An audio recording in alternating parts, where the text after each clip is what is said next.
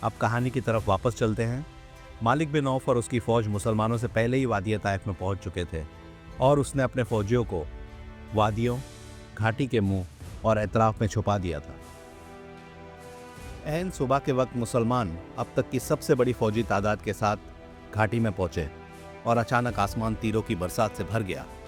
तीर इतनी शिद्दत से और इतनी तादाद में आए कि पहली सफ़ेद टूट गई। कुछ नए मुसलमान और पुराने भी पीछे की तरफ भागने लगे।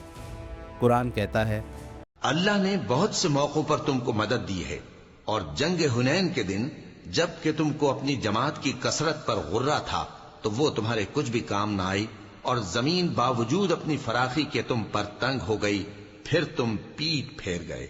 तीरों की बौछार जारी रही। फौज में अफरा तफरी का माहौल था और मुसलमान सिपाही पीछे हट रहे थे।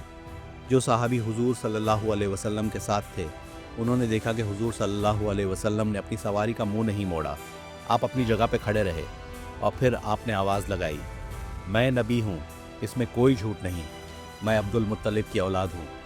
इसके बाद हज़रत अब्बास रज़ी अल्लाह ताला अन्हु ने आवाज़ लगाई, ए दरख्त समरा के नीचे बैत करने वालों, ए बैत रिजवान वाले लोगों।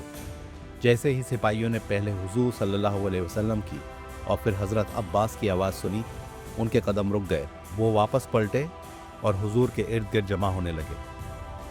हुजूर ने दाएं जानिब के दस्ते के लिए हज़रत खालिद बिन वलीद और बाएं जानिब के दस्ते के लिए हज़रत अबू उबैदा बिन जर्राह रज़ी अल्लाह ताला अन्हु को कमांडर मुंतखब किया था। जैसे ही फ़ौज फिर से जमा हुई, हज़रत खालिद बिन वलीद ने दुश्मन पर हमला कर दिया। बड़ी खून रेज जंग शुरू हुई। हज़रत खालिद बिन वलीद दुश्मन से घिर चुके थे।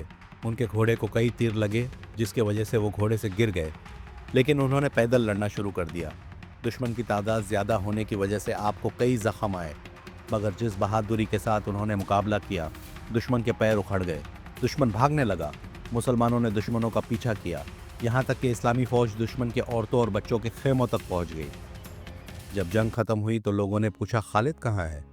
फिर जब हज़रत खालिद मिले तो ज़ख्मों से चूर थे। अल्लाह ने मुसलमानों को हवाज़िन पर मुकम्मल फ़तह अता की।